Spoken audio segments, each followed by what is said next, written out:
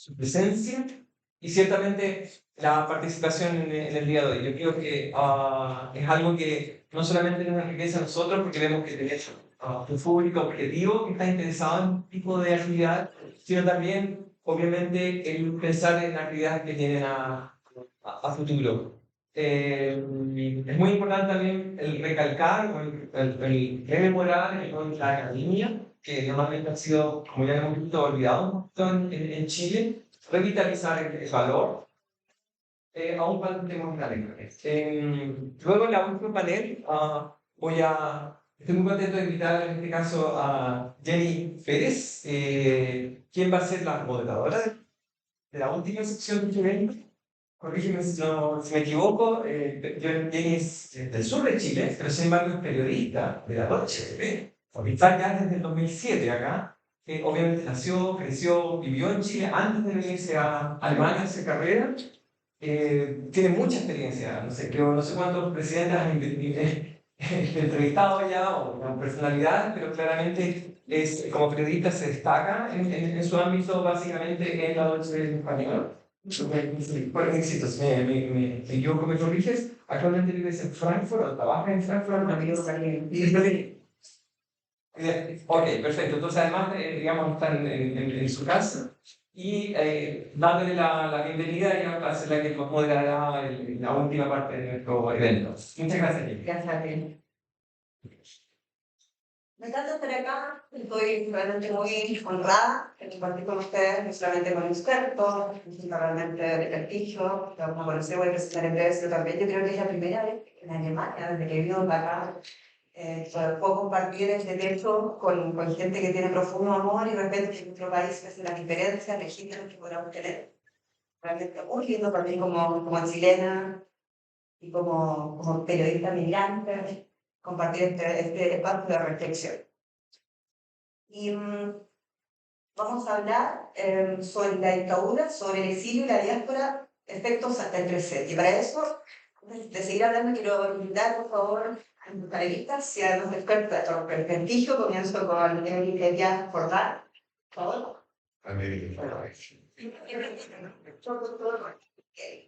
Antes de contarles un poco más de quiénes son ellos, para quienes no los conocen, quiero contar que 55 minutos de discusión y de reflexión sobre este tema y posteriormente ustedes van a poder hacer algunas preguntas también. Las que quieran, siempre digan el nombre a quien está dirigida la pregunta. Y vamos a hablar principalmente de dos tópicos: del impacto social e individual del exilio y de la transculturalidad y la discriminación desde una perspectiva científica. Si me permiten ustedes una pequeña reflexión, Chile, nuestro país, está profundamente dividido en estos 50 años del golpe de Estado, ese mismo común, ese consenso civilizatorio, ese consenso de la calidad de violación a los derechos humanos, violaciones sistemáticas, no solamente no se ha logrado en estos 50 años, sino que también se ha desdibujado. Tenemos efectivamente una ola, digo yo, una ola de populismo político recorriendo nuestro país. Y ese populismo político no deja un análisis desacalorado, un análisis desapasionado en base a los hechos comprobables, en ciencias políticas, en ciencias sociales, incluso en la medicina.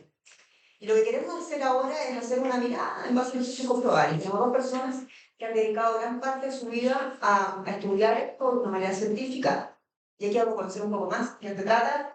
Ella Jordán es psicóloga social, es historiadora, nacida en Santiago de Chile en el año 1931. Desde el año 2002 ha realizado diversos proyectos de investigación e intervención social sobre percepción y sobre memoria social en la dictadura cívico-militar a través de espacios conmemorativos y archivos orales. Evelyn actualmente escribe además un tesis doctoral en la Universidad Libre de Berlín sobre la historia del Hospital de Colonia Dignidad, que realmente muy bien, bueno, te conozco desde un tiempo, muy feliz, te felicito por tu trabajo y es un agrado estar contigo. Así que bienvenida, Evelyn. Y ahora me voy todo el tiempo porque su carrera, profesor, es impresionante. Hablo del profesor doctor Horacio Riquelme, doctor en medicina de la Universidad de Hamburgo, doctor en filosofía de la Universidad de Bremen, actualmente profesor asociado de la Universidad de Hamburgo, y desde el año 1978 ha realizado labores de investigación, de docencia y publicaciones en las universidades de Heidelberg, de Hamburgo y de Berlín, en base a investigaciones de campo en antropología médico-cultural y ética profesional en América Latina, sobre migración e identidad en Alemania y Italia. Y fue consejero también internacional, como si fuera poco, de las comisiones de verdad y reconciliación en países como Paraguay y Brasil, también he quejado, saber, por profunda dictadura militar. Y por supuesto, profesor, doctor Horacio Riquelme, muchas gracias por participar, es un honor para nosotros. Yo agradezco la posibilidad de participar de este encuentro, que le comentaba al final de mi foto, me conmueve profundamente porque tengo acceso a la dimensión de varias generaciones que pasaron, que vienen después del golpe de Estado o que vienen durante y después del golpe de Estado. Ese acceso a las experiencias o a las imágenes que transmitió la profesora en su entrevista, son para mí emotivas y me producen una base de reflexión que quiero madurar. Entonces, y me enriquece en el sentido de que tengo la impresión de que este proyecto que iniciamos en los años 70 va a terminar, como dijo alguien, quizás en 10 años, quizás en 50 años, pero tenemos toda una historia común y esa historia común, como las cosas en Chile no se han dado nunca fáciles, no va a ser fácil tampoco continuar con eso. Pero como estamos acostumbrados a rearmar la roca cuando se cayó, tenemos que seguir adelante. ¿Y sabe lo que es más lindo de todo esto? Porque no están haciendo de eso, sino rocas. Muy bien, muy bien. Bueno, mencionaste que vamos a inmediatamente, tenemos un tiempo asignado y quiero compartir con Evelyn. Como estamos hablando del impacto social y subjetivo del exilio de los chilenos en dictadura, particularmente la experiencia de chilenos en Alemania, en esas etapas. Bueno, uno podría distinguir que el exilio ha tenido dos componentes o dos grandes componentes en las cuales impactó. Por un lado, un impacto social, cultural, y por otro lado, un impacto en el plano subjetivo, psicosocial, podríamos llamar. En primer lugar, hay que decir que el exilio formó parte de aquello que la dictadura denominó como operación limpieza de este cáncer marxista. Y me gustaría citar el decreto ley 604 del 10 de agosto de 1974, que es muy elocuente respecto a esto. Dice: se prohíbe el ingreso al territorio nacional de las personas nacionales o extranjeras que, a juicio del gobierno, constituyan un peligro para el Estado. Tratándose de chilenos, el Ministerio del Interior dictará un decreto supremo prohibiendo su ingreso al país, y la autoridad administrativa correspondiente ordenará la cancelación del pasaporte en su caso. Para mí es una cita muy fuerte, porque quienes estamos aquí, muchos hemos migrado a este país de manera voluntaria. Y me cuesta profundamente pensar cómo es salir de un país en condiciones forzadas y con la prohibición absoluta de retornar a tu país y de haber sido declarado enemigo de la patria. Aún así, sabemos, lo hemos escuchado en esta jornada, que a pesar de que esos chilenos que fueron expulsados o que se vieron forzados a salir del país, nunca dejaron de sentirse chilenos. Y aquí he tenido la posibilidad, los 5 años que vivo acá, de tomar contacto con muchos chilenos de la comunidad del exilio, que se definen así hasta el día de hoy, después de 50 años casi, y que siguen sintiéndose chilenos, ¿no? Y que buena parte de su identidad estaría fragmentada, o estaría, a mí me gusta mucho un término que ocupa un amigo mío, que es el primer chileno nacido en el exilio, en Frankfurt, que él usa el concepto del Zwischenraum como ese espacio intermedio en el cual se va construyendo y configurando la identidad de la persona exiliada.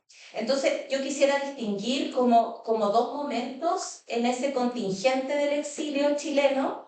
Entre el año 73 y 74 tenemos principalmente asilados políticos que salieron principalmente desde los consulados o las embajadas. Hace 10 años atrás tuve la posibilidad de trabajar con la Embajada Argentina en Santiago sobre el asilo en la Embajada Argentina. La residencia de la Embajada Argentina fue una de las residencias que recibió mayor cantidad de asilados inmediatamente después del golpe.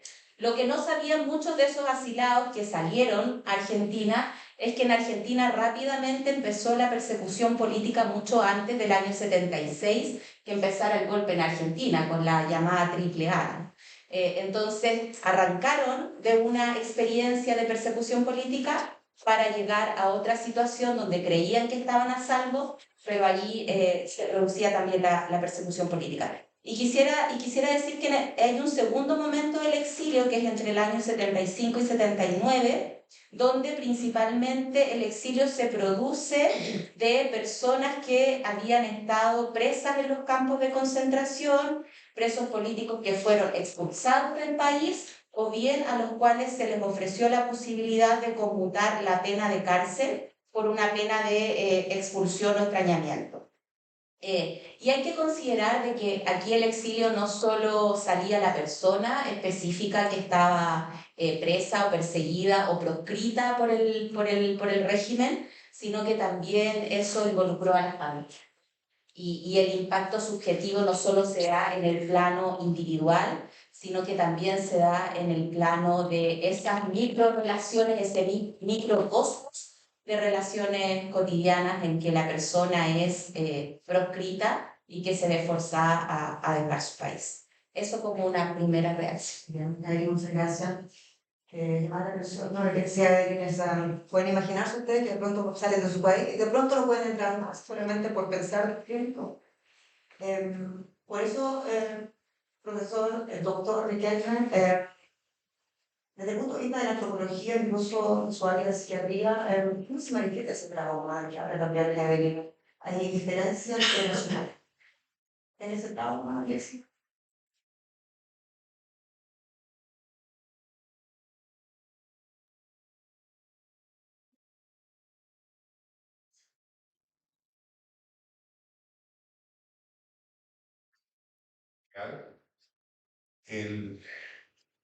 Lo que ocurrió en esa circunstancia, el destierro, es un desquicio, es un destiempo, es una ruptura de todas las relaciones físicas, personales y de contenido existencial. Eso significa regularmente, y como lo dijo Evelyn, que eso de lo repentino, el haber salido en circunstancias que no estaban previstas, el haber salido sin ninguna preparación, el tener que llegar a otro lugar por razones obligadas, o sea, en forma perentoria. Muchos de ellos, como dijiste, la segunda oleada de exiliados, fueron simplemente puestos frente a la posibilidad de ir fuera del país o quedarse en la cárcel. Las condiciones de la cárcel, no quiero extenderme sobre eso, eran terribles. La segunda cosa, la experiencia del desarrollo, se puede describir como una combinación de tres aspectos básicos. Un sentimiento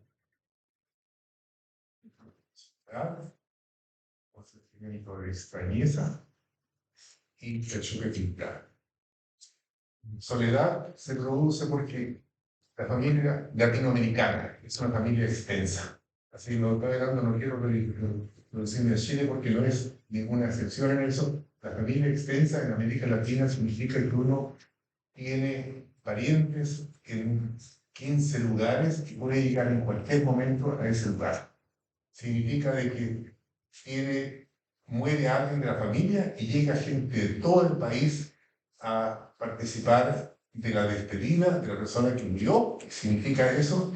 Y que la persona que queda siente el apoyo general de toda su familia porque ellos lo acompañan 2 o 3 días en los cuales están intensamente preocupados de que la persona que quedó sola después de la muerte de alguien tenga un apoyo social. Es un asunto cultural y la gente que llegó desde Chile, desde Chile, acá llegó a un agujero, llegó, no sabía de qué se trataba, tenía la primera sensación de soledad, una segunda sensación, y junto con la sensación de soledad, una sensación de desamparo, de no tener a quién dirigirse en términos directos.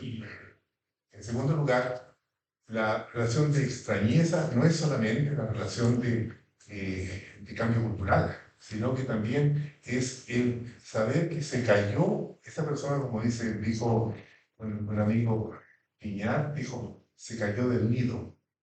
Esa persona no sabe a quién referirse, no sabe qué encontrar, y todo el medio ambiente, toda la sociedad a la cual él llegó, lo ve a él como alguien extraño y él se ve como alguien extraño de esta sociedad. Y el tercer aspecto es un aspecto casi banal, es lo que incluyeron ustedes también cuando vieron el así llamado choque cultural. Se da en cualquier situación de emigración, se da en cualquier, cuando se lee lo que ocurrió con la gente que fue de Alemania a América Latina, se dieron cuenta de que cayeron a un caos existencial por razones climáticas. Por ejemplo, acá fueron razones climáticas, fueron razones sociales, fueron relaciones así de reorganizar el mundo. Y para reorganizar el mundo, de cada quien se dieron situaciones particulares, las cuales vamos a repetir un poco más adelante, pero que se refiere para el caso, para la situación de Chile, me parece interesante considerar, y eso lo saben ustedes también. Chile tiene un bagaje cultural, los chilenos tienen un bagaje cultural de una imagen que se llama el aperino. Ustedes saben que el aperino es algo que está presente en toda nuestra cosmología, en el sentido de que cada uno de nosotros en Chile puede ser un aperino por 2 razones fundamentales. En Chile, desde el siglo XIX, han habido una gran cantidad de migraciones internas que han cambiado el contexto social en forma radical.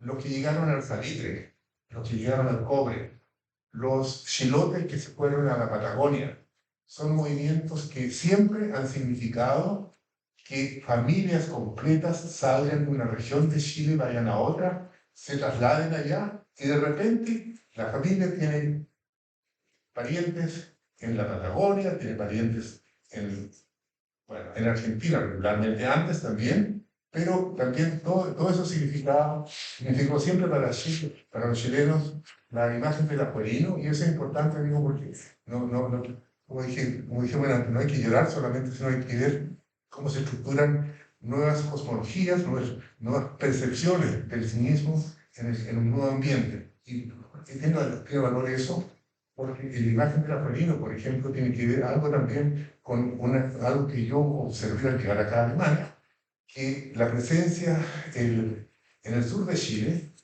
se dejaba siempre al lado afuera de la parcela o de la hacienda, se dejaba siempre un pote con comida para la gente que pasaba. Y eso es una costumbre que hace que, en mi presencia, lo que yo aprendí de niño, que eso significa para mí de que hay siempre gente que está necesitada, que está de paso, que no se va a quedar. Digo eso tiene importancia porque cuando se recupera la historia del exilio, se recupera también lo que es la presencia de algunos hitos culturales y de experiencia como pueblo dentro de esta experiencia. Eso era lo que quería decir. Con el trauma, con esa obligación de integrarse o de llegar a una sociedad que es completamente distinta, porque también nos olvidemos del idioma. Llegar a Alemania, el idioma, si lo digo yo, que no fui obligada, sino lo hizo voluntariamente, como es difícil integrarse en una sociedad como la Alemania. ¿Quién es el profesor? Una chilena en el golpe militar llega a una Alemania dividida. Correcto, pero yo quería terminar lo que dice. Porque al llegar acá, pudimos ver, así como Hugo Calderón, por ejemplo, o la gente que llegó en la primera camada. Nosotros vimos circunstancias muy particulares como la que se dio, por ejemplo, en que los chilenos, varones especialmente, seguían viviendo sobre las maletas. Y vivieron sobre las maletas durante 25 o 30 años. Eso se es la experiencia, la incapacidad la dificultad de ingreso a una sociedad diferente, la presencia de un proyecto no cumplido en la cabeza, la presencia de la ausencia de las personas perdidas. Todo eso hizo que muchas personas, y digo especialmente varones, se quedaron viviendo sobre las maletas. Y eso es una experiencia que se observó, yo la observé todavía incluso hasta los años 90, hasta el momento en que estaban volviendo a Chile. Y cierto hombre lo que estaba pasando en Chile, por eso. Todo eso que vivían momentáneamente. Discriminación o fue el mismo que recibió los chilenos, estamos hablando de la nariz. Sí, eso se dio, como lo experimenté y como lo observé, se da en dos dimensiones. En primer lugar, para los niños, por ejemplo, se insistió mucho de parte de las autoridades alemanas en que ingresaran lo más pronto posible a actividades de escuela, de integración en clubes infantiles o en clubes juveniles, y de parte de las mujeres, ese es el segundo aspecto, que ellas trataron de rearmar el núcleo mínimo que tenían ahí y empezaron a trabajar ellas, fundamentalmente los primeros años acá, trabajaban mucho más las mujeres, pues, haciendo limpieza, haciendo labores de cuidado de otros niños, haciendo todo tipo de actividades que se pueden decir eran de acuerdo al género y de las circunstancias entonces.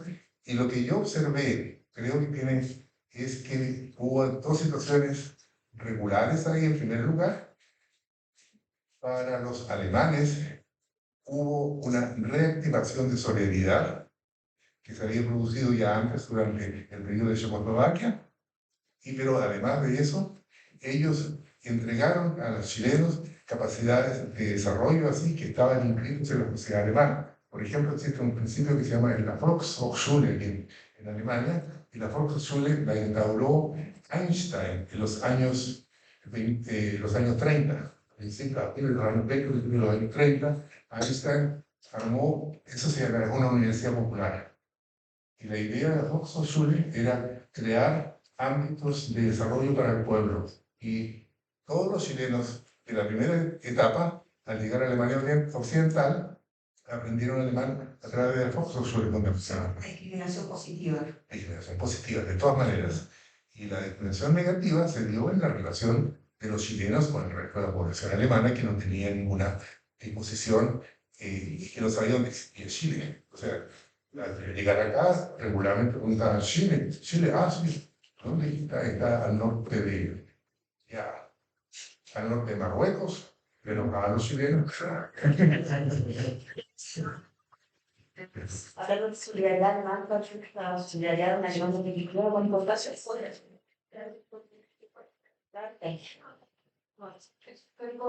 para que tuvieran tiempo. Sí, sí, yo destacaría que la solidaridad en Alemania, hay que hablar de que Alemania no estaba dividida, entonces tuvo cursos muy distintos en las dos Alemanias. En la Alemania federal, la solidaridad fue más bien coordinada, como muy bien lo decía Clarita en la mañana, desde simpatizantes, grupos de estudiantes, digamos, desde la sociedad civil, desde organizaciones cristianas, etcétera, pero no tuvo una fuerte presencia desde el gobierno. En cambio, en la Alemania democrática, la solidaridad se convirtió en una razón de Estado. O sea, era un proyecto de la RDA solidarizar con los chilenos. O sea, había ahí algunos lo llamarán propaganda, otros no. Hay discusiones, como sabemos, los pasados recientes son controversiales, pero sí hay que señalar y enfatizar de que tuvo cursos muy distintos. En segundo lugar, me gustaría como destacar que que uno podría encontrar 4 como expresiones de la solidaridad.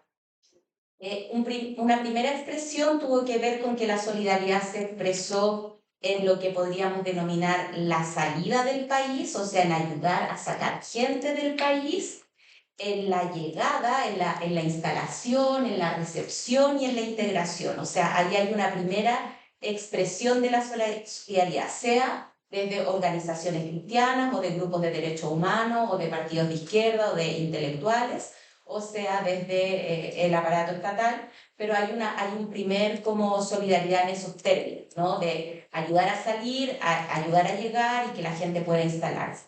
Una segunda solidaridad sería lo que yo podría denominar como una solidaridad política cultural, donde en el fondo se dio una solidaridad respecto de difundir, de dar espacio a las expresiones culturales, a la difusión también de la situación de violaciones a los derechos humanos en Chile. Si uno va a mirar el archivo social de Hamburgo, por ejemplo, uno se encuentra con un montón de boletines que mostraban cómo en el fondo se hacía una traducción para el público alemán respecto de lo que estaba pasando en Chile, ¿no? La situación de los presos políticos, de los campos de concentración, del hambre, de la desnutrición infantil, porque hay que recordar que esos eran todos problemas muy fuertes en esa época. Entonces hay una solidaridad en esos términos como políticos y culturales, y ahí me gustaría destacar también que en esos términos políticos y culturales hay algunas situaciones de solidaridad internacional, no precisamente en Alemania, pero de boicot al régimen. Un episodio quizás muy anecdótico, interesante, es el boicot que hicieron, por ejemplo, las trabajadoras sexuales del puerto de San Francisco en el año 74, cuando llegó la Esmeralda y ellas se rehusaron prestar sus servicios sexuales a los marinos chilenos por solidaridad con lo que estaba pasando en Chile y de alguna manera boicotear a esos marinos que eran parte del sistema represivo. Otro ejemplo que ustedes lo pueden encontrar en un documental que se llama No Pasarán, es de los obreros escoceses de esta empresa que se rehusaron a reparar los aviones, ¿cierto? Chilenos, que eran los obreros de los Hawker Hunter en Escocia. Entonces eso todo parte de la solidaridad político-cultural. Luego hay una solidaridad súper interesante y que Alemania tiene un rol fundamental, que es una solidaridad de carácter económico. O sea, aquí hubo muchos grupos que se organizaron para conseguir dinero y enviar sus aportes a Chile para enfrentar la pobreza en la que quedaron muchas de las familias que tenían a sus principales proveedores presos, por ejemplo, o que quedaron desempleados, pero también para apoyar la resistencia. Y aquí quiero citar el caso de Fred Balke, quien coordinó una iniciativa de jóvenes católicos que reunieron algo así como 500.000 D-mark de la época, que hoy día serían algo así como 650.000 euros, para la Vicaría de la Solidaridad, y que incluso en el año 78, si uno va a la página del archivo de la Vicaría de la Solidaridad, se puede encontrar con esa información. Ellos propusieron a la Vicaría de la Solidaridad como Premio Nobel de la Paz. No lo consiguieron, pero está ese dato muy interesante que surgió de estas iniciativas, y con esos 650.000 euros apoyaron la publicación y el trabajo de archivo y de sistematización que hacía la Vicaría. Y por último, una cuarta solidaridad tiene que ver con todas las iniciativas que apoyaron el retorno.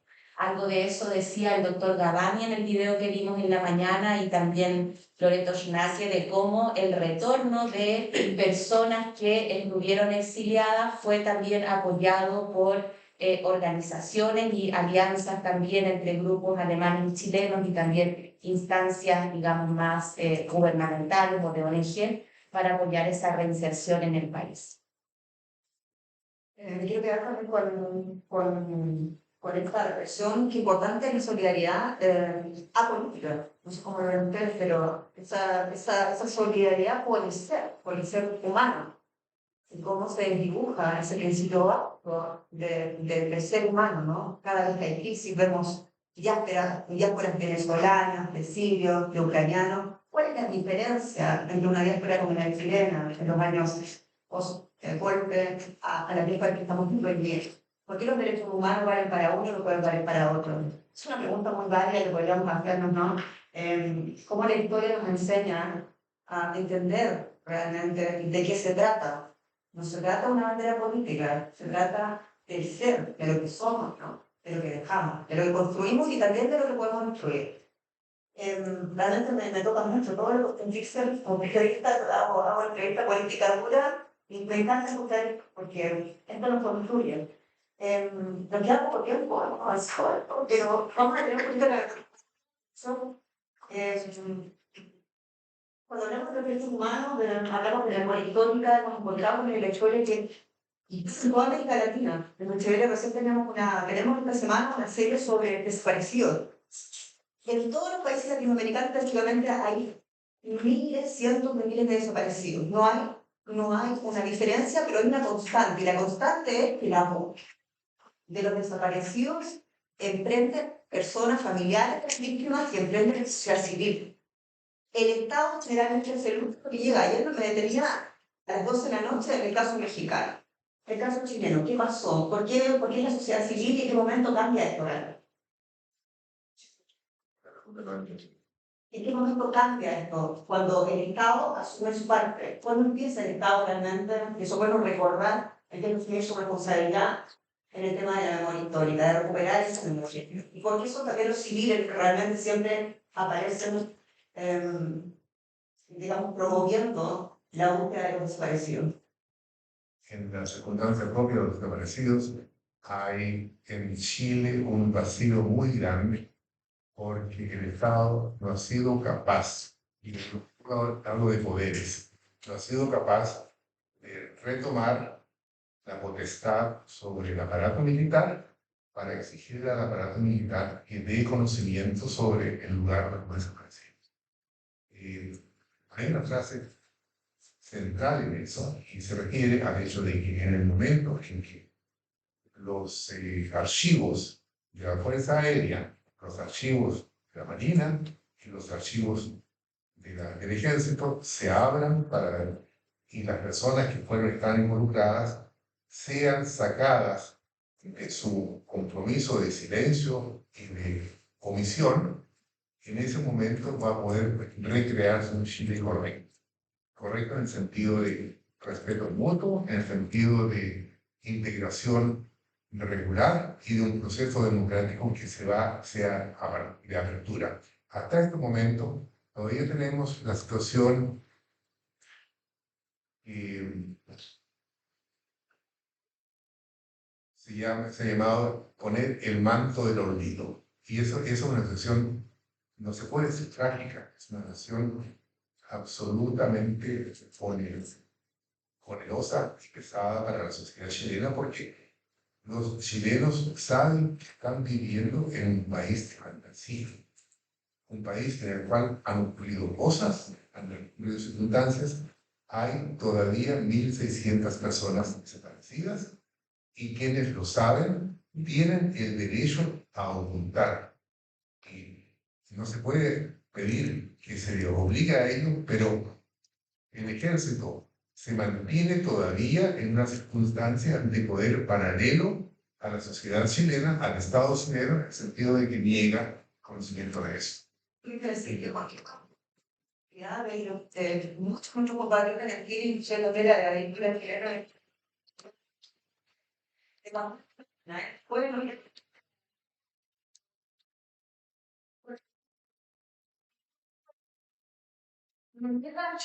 los generaciones que están ¿qué pasa con el ¿no? Que no quiere ser cargando bueno, Filosófico más que psiquiátrico. Tiene una relación con lo que es nuestra percepción de la realidad. Y como seres humanos tenemos la capacidad de la omisión, la capacidad de omitir, al hablar con alguien, omitir partes de la historia. Y esa capacidad es una forma de la comunicación regular. O sea, no es, es, por decirlo así, una característica humana. En circunstancias en las cuales se mantiene un nivel alto de autoritarismo, ocurre una situación en la cual la gente trata de evitar el enfrentamiento con el autoritarismo. Y en ese sentido, para los chilenos, tengo la impresión, y me doy cuenta de eso cada vez que voy a Chile, de que el autoritarismo no ha desaparecido de la sociedad chilena. Entonces, cuando yo hasta 5 años atrás, me sentía siempre muy irritado porque los guardias del trabajo, por ejemplo, tenían un asunto para dar golpes eléctricos. Y yo dije, esto ya no se utiliza en Estados Unidos, para mí, perdón, Estados Unidos es el lugar más permisivo de cuanto a armas, ¿ya? Pero no se utiliza en Estados Unidos, pero aquí en Chile se utiliza. Y yo vi 2 veces que lo utilizaron contra niños, los guardias. O sea, ese tipo de actitud conduce, y eso tiene que ver con una actitud de desprecio hacia la vida humana que tiene raíces coloniales. Pero finalmente, eso, bueno, que el pragmatismo, que no se puede.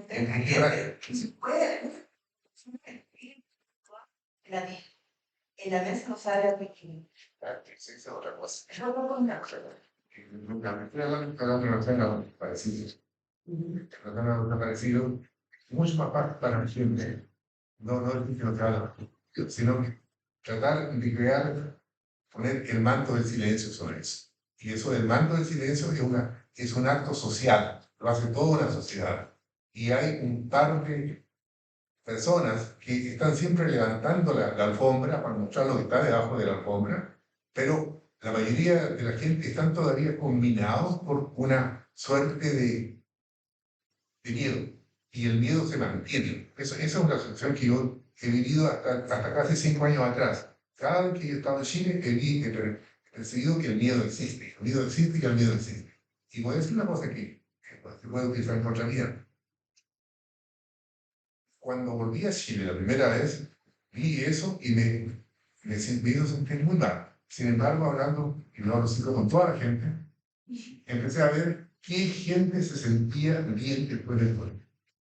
Y es gente sencilla. Y lo veo, es un asunto para mí clásico porque nosotros hablamos siempre de sociedades cerradas, sociedades bien equilibradas, situaciones así que se pueden comprender en el fondo, porque están dentro de la Matrix o hay explicaciones regulares. Le preguntaba a la gente, a hombres, ¿por qué tú ahora no tienes tanta rabia como antes? Y la respuesta fue porque yo identifiqué al que me atacó y le saqué la vida. Este es un asunto estrictamente personal. Y eso lo vi en Argentina, lo vi en Chile, lo vi en Uruguay y en Brasil.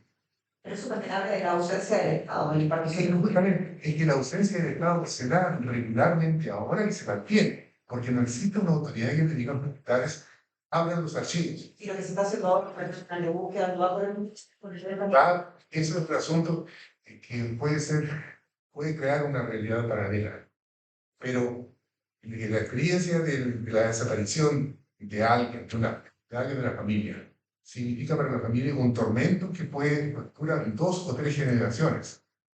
Eso ya lo descubrió el señor Keiter durante la Segunda Guerra Mundial, en la forma de atacar a los checoslovacos y a los polacos. Dijo, lo mejor que podemos hacer para acabar con la resistencia polaca y checoslovaca es hacer desaparecer a la gente.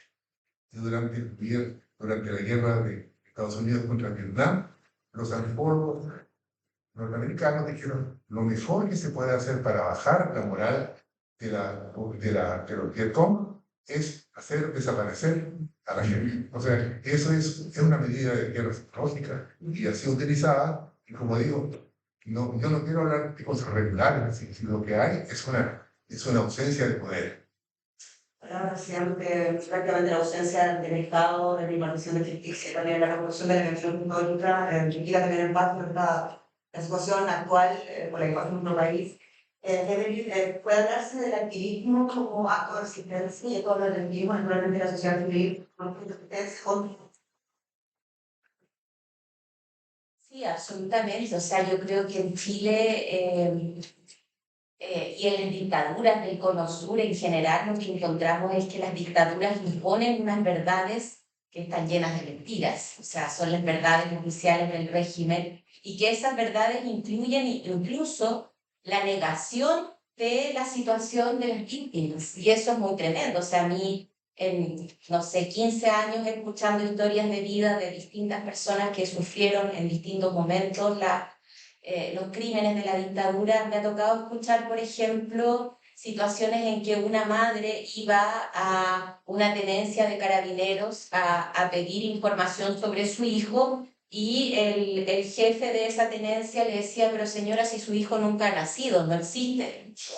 Entonces, entonces yo creo que por supuesto que los movimientos de derechos humanos en Chile, en Argentina, se oponen precisamente al olvido, al silencio y a la distorsión de esas verdades oficiales que están llenas de mentiras de estas dictaduras. Entonces, claro, tenemos ni perdón ni olvido, por ejemplo, como una de las grandes consignas que han tenido las agrupaciones de familiares en Chile y que es una consigna que sigue muy vigente, ¿no? Eso es En lo El Salvador, en Guatemala, lo vemos, pero todos los días dicen, es la misma lucha, ¿no? La de hace 50 años, la misma lucha. Pero se logra alcanzar ahí, porque finalmente lo que quieren vivir incluso con la actividad de gobierno tiene que ver con el empuje de algo, entonces, competencia de la padre.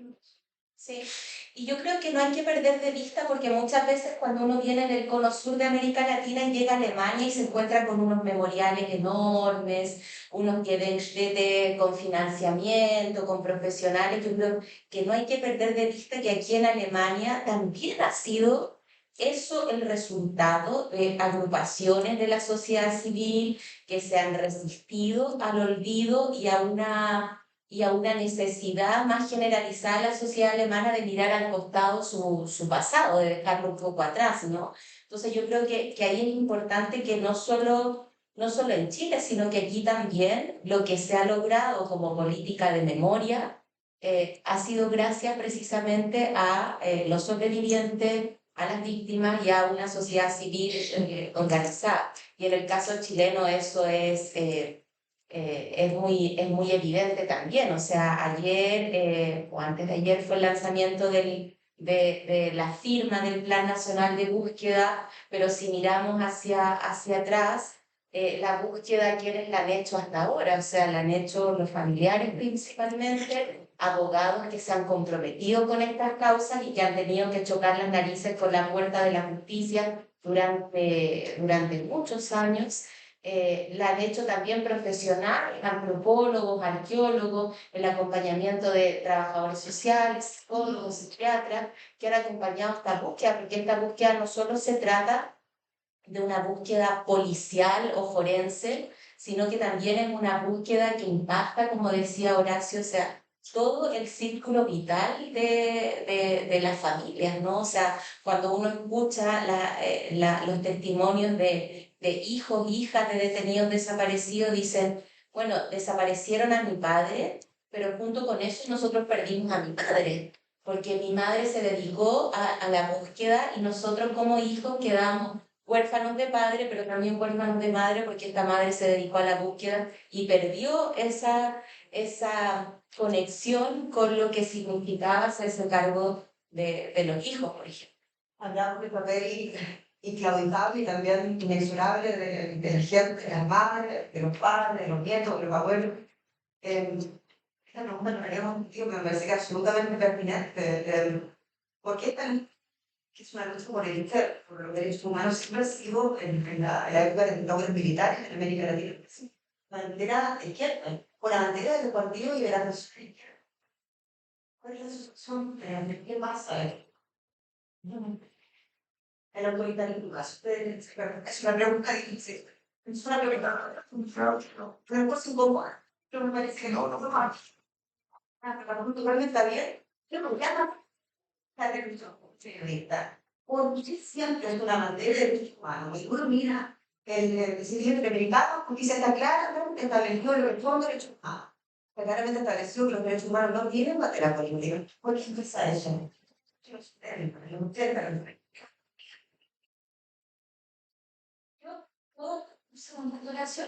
Yo solo quisiera decir de que, por supuesto que los sectores de izquierda o progresistas, como se quieran llamar, están mucho más adheridos a estas causas, ¿no? O sea, cuando yo empecé a trabajar en estos temas, mi familia me decían, yo decía, yo trabajo temas de derechos humanos y era como igual comunista. O sea, hay una connotación, pero esa connotación también tiene que ver con esas instalaciones de la dictadura también. O sea, si tú eres una persona que respeta los derechos humanos, equivalente eres de izquierda. O si dices derechos humanos, igual comunista. Y yo creo que en el caso chileno, si uno lo analiza, no ha sido mi trabajo, pero si uno lo mira un poquito más en detalle, uno observa que, por ejemplo, la iglesia se comportó bastante interesantemente del lado de las víctimas, muy distinto a lo que fue en la Argentina, por ejemplo, el comportamiento de la iglesia.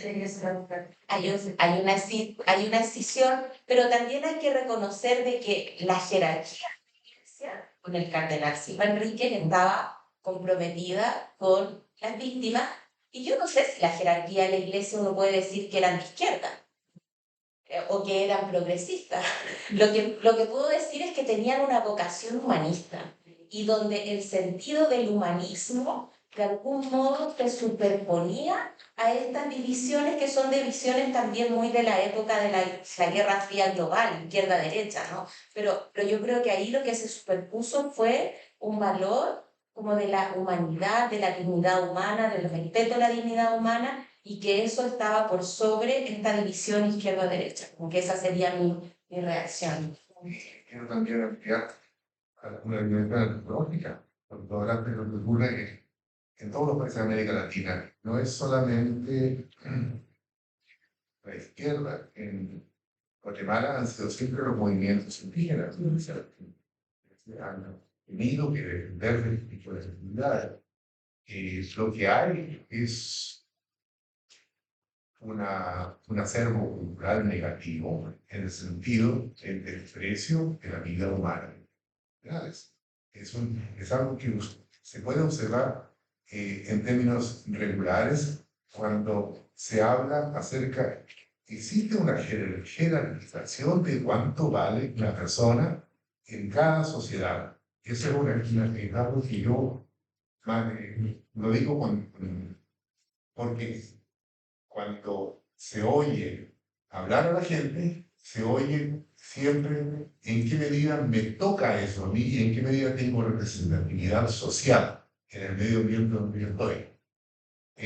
Necesita también algo que es un acervo cultural muy fuerte, que es lo que se llama la capacidad de sufrimiento que siempre se ha estipulado para las clases populares.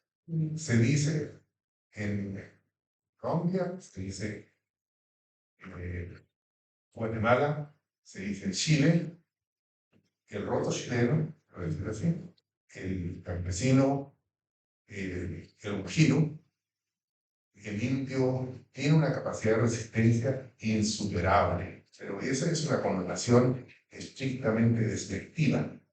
O sea, siempre oímos de que el roto chileno es capaz de aguantar todo. Eso tiene que ver con una naturalización de los seres humanos, el quitarles la calidad humana y ponerlo en un nivel de utilización como materia, como material. Se ha hablado también, se hablaba mucho antes en Chile, en América Latina, del material humano, que se consideraba las características del material humano.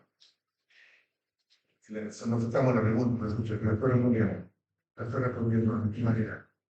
El cultivo, el desarrollo de los derechos humanos pasa por poner en cuestión este tipo de pensamiento. Y este tipo de pensamiento no se hace poniendo un asunto frente ahí, sino que mostrándoles a la gente, a las personas, de que la cultura del desarrollo de una conciencia del ser humano pasa por romper la relación de naturalización en que estamos sometidos por la cultura latinoamericana en general. La cultura de la naturalización hace que, por ejemplo, pensemos de que el daño que se produce a través de un terremoto, de una erupción volcánica, de un tsunami sea comparable con algo que es hecho por seres humanos. La relación es en términos estrictamente antropológicos, entre el daño provocado por un fenómeno natural en toda la comunidad que fue afectada. Significa que durante 2 o 3 años se hace duelo por la gente que murió. Cuando se refiere a lo que es un daño provocado por seres humanos, se producen fenómenos tan particulares como, por ejemplo, lo que ustedes conocen como el síndrome de Estocolmo, y ustedes conocen esto, ¿no? Que es asociarse emocionalmente a quien ha dañado a alguien por un principio básico de sobrevivencia. O sea, tengo que sobrevivir sea como sea. Eso no se hace con terremoto, eso no se hace con... Y yo quiero definir eso porque es básico. Para desarrollar principios de derechos humanos, es básico considerar raíces antropológicas en la percepción que tenemos nosotros. Y lo que a mí me irrita profundamente es cuando se confunde la cosa, cuando se naturaliza. Y como se hace regularmente en la discusión en Chile, se dice, hay que pasar un borrón y cuenta nueva, porque esto es como un terremoto. Esto fue un terremoto, un cataclismo. Pero un cataclismo social no es un cataclismo natural. Y mientras no se considere ese principio básico, hay muchas dificultades para crear lo que es una conciencia de derechos humanos, una conciencia de ser humano, una conciencia de desarrollar una sociedad igualitaria y de respeto mutuo. Sí, yo quería leerles un pasaje de un libro que se llama Mi exilio dorado, de Marcos Fajardo. Él es un periodista, segunda generación del exilio, como para traer un poco lo que significa en primera persona esta experiencia. Alguien me dice apátrida por no apoyar a la selección chilena. Efectivamente fui apátrida, sin nacionalidad, por gentileza de la dictadura por muchos años. También soy hijo de refugiados, y recuerdo que el himno chileno se cantaba en los campos de concentración de Pisagua y Chacabuco, lo cual me genera problemas hasta hoy su interpretación. Llegamos a Chile a mediados de 1990. Tenía 14 años. Estaba feliz. En Chile nadie me gritaba Ausländer en la fila del súper. No llamaba la atención por mi cabello negro y mis ojos chinos. Disfrutaba caminar por el Paseo Humada y saber que nadie me iba a pegar por ser extranjero, porque yo era chileno. Aunque me llamaban la atención los carabineros, junto a un bus, siempre en la esquina de la Alameda con Ahumada, metralleta en mano, como si custodiaran un territorio ocupado. Y sin embargo yo evitaba hablar de mi pasado. No pronunciaba la palabra exilio, porque el exilio se asociaba a los comunistas, y los comunistas a los terroristas, y yo no era un terrorista. Si me lo preguntaban, si es que lo hacían porque yo era bastante asocial en aquella época adolescente, decía someramente que había nacido en Alemania, porque allá mi padre había estudiado. No mencionaba Dresden, ni menos Alemania Oriental, como quien niega a su madre. Qué terrible negar a tu madre. Por eso vamos a dar espacio a las preguntas. Con el nombre, por favor, y le preguntas que quieren dirigir. Bueno, yo soy artista, entonces, me han dicho mi formación profesional es biólogo. Entonces, en biología existe la genética y existe la epigenética. La genética trata del material, la información que nosotros tenemos dentro para que se va a transmitir de generación en generación. O sea, y que viene de la madre, el padre, color de pelo, la altura, etc. Luego está la epigenética, que son la forma como el medio condiciona a las células, a las personas, etcétera, para cambiar. Entonces, hay muchos experimentos hermosos en epigenética en los cuales un ratón de color negro cambia simplemente porque los ratones padre y madre pintaron de color negro, que nunca tuvo el gen, pero sin embargo cambió. En Chile, podríamos pensar, no sé, si la memoria psicológica, a lo mejor como resultado de la dictadura, tal vez es una pregunta, porque tiene que gustar lo de la colonización. es una memoria, el dolor psicológico, la carga psicológica, ¿es algo genético? ¿Puede ser algo epigenético que, que el gobierno de la dictadura de Pinochet lo fortaleció tanto esa negatividad, digamos, ese olvido, queremos olvidar? ¿Cuál es su perspectiva? Porque si es epigenética significa que podemos volver. Si es genética, estamos perdidos. Yo entrevisté a mucha gente en América del Sur y en México sobre temas relativos a la experiencia que ellos tuvieron en circunstancias dramáticas.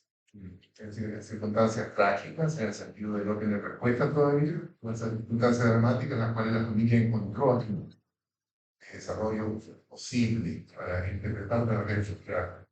Lo que entrar a una dimensión biológica de esto es para mí problemático como médico. Es metáfora, es una metáfora. Es una metáfora, sí, pero como médico es difícil de comprender el alcance de una respuesta, porque la respuesta que yo pudiera dar en términos de biología sería, es muy corto el espacio de 2 generaciones para crear algún tipo de huella genética o gestual. Mira, lo que se habla, sin embargo, y eso es la pregunta, es lo que se llama la huella transgeneracional.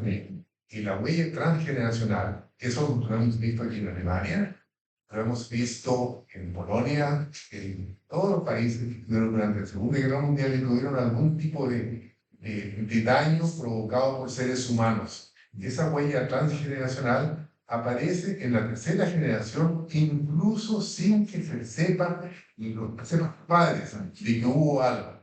Cuando se lee la literatura psicoanalítica israelí, por ejemplo, no a los judíos, sino que israelí, se oye de ellos de que en la sociedad israelí, aún hoy, en familias que al parecer, porque estuvieron viviendo, se fueron a vivir, por ejemplo, a la Unión Soviética y allá consiguieron otras posibilidades y no hubo nunca posibilidad de dar nunca nada de nada, llegan a la situación de Israel y en Israel empiezan a aparecer fracciones de recuerdo que los niños no pueden tener. Entonces, lo que hay es esa transmisión transgeneracional tiene que ver con lo que se llaman síntomas particulares transgeneracionales y son muchas veces difíciles de comprender para un psicólogo, un psicoanalista, que solamente se atañe a la historia de esta persona y la generación anterior, que el padre y la madre. Muy bien. La próxima pregunta. Que quería hacer un comentario, justamente lo que decía Horacio. Nosotros en algún momento trabajamos en un seminario con Horacio, una publicación sobre esto de la traumatización extrema chilena. Las personas que han pasado una situación extrema se refleja naturalmente en la familia y se refleja en los niños que, a pesar de que no lo han vivido directamente, lo han percibido. Por tanto, los daños que se remontan a la intervención que fue hecha en Alemania sobre el nacionalsocialismo se repite en generaciones posteriores. Pero yo quería hacer un comentario de carácter histórico, dado que yo soy una otra persona que a lo mejor llegó acá como, bueno, yo venía haciendo brevemente bastante bien Argentina, en mi caso mío, en mi generación, mi compañero del liceo, pero muy afectado por la generación. Tengo 4 desaparecidos en mi generación, más de una tercio de un compañero ha pasado por la tortura, por el exilio, una cifra relativamente alta. Cuando yo llegué a Alemania, lo que más me sorprendió en la sociedad de los alemanes es algo muy significativo, quiero decir, que fue la organización que había fundado con Clarita y Luz Libertario. Ellos fueron fundadores. Entonces, cuando nosotros llegamos acá, había una estructura caminando que nos recibió y nos dio un apoyo muy significativo para cuestiones prácticas. Además, ellos tenían una presencia fuerte en los medios de comunicación, tenían conexiones con periodistas, con abogados, con opinión pública. Y un trabajo que yo quiero aquí validar y hacer conocer a las nuevas generaciones porque ellos están acá. La lista de periodistas están acá. Yo vi un aplauso a ellos, porque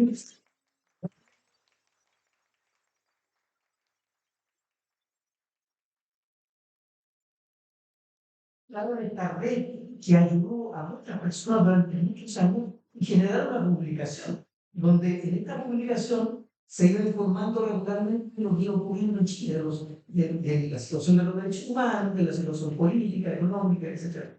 Que hoy día evolucionó y hoy día es lo que se llama la Latin American Narrative, que informa sobre todo de la realidad. Entonces, quería hacer esa pequeña acotación, dada la presencia de ellos. Pequeña pero muy grande, igual muy apropiada, muchas gracias, qué bueno, gracias. ¿Alguna otra pregunta? Quedan poquitos minutos, pero todavía hay que jugar una pregunta. Sí, por favor. No es una pregunta, es una reflexión. Digo a ustedes una reflexión, considerando que Evelyn es tú psicóloga, Horacio creo que psiquiatra o filósofo, o todo lo contrario. Se habla hoy en día en Chile, bueno, yo vivo en Berlín ya hace 7 años, pero mi familia vive en Chile todavía. Y se habla de la dictadura, se habla generalmente de una generación que está muy dañada y traumatizada, que es generalmente la generación de mis padres, la que me empecé años. Pero cuando uno analiza la sociedad chilena, una sociedad que es una sociedad muy joven, casi infante, ha vivido el trauma en gran parte de su vida, ¿no? Desde su fundación en el movimiento de colonización e independencia. La guerra civil de 1890, 91, y después el proceso de la dictadura como otro evento traumático. La violencia ha sido una parte importante de nuestra historia como sociedad chilena. Y cuando se dice que las generaciones que vienen después de la dictadura, o sea, mi generación y los más jóvenes, la dictadura casi no tiene repercusión en nuestra sociedad, yo me pregunto y veo lo que pasó en el 2019, que es más violencia.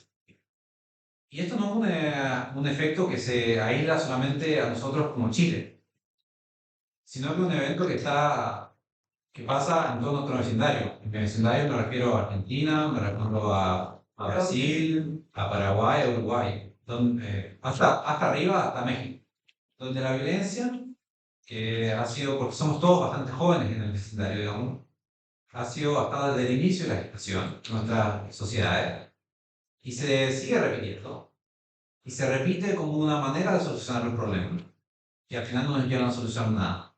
Entonces, a mí me da la impresión, yo no soy sociólogo, ni psicólogo, ni filósofo, que como sociedad estamos bastante traumatizados, porque la violencia, cuando se dice que en la psicología que los niños sufren violencia a temprana edad, la probabilidad de que eso se repita en su vida posterior es muy alta.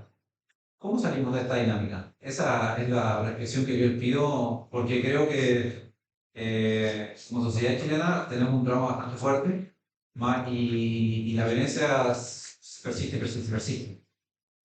Eh, yo creo que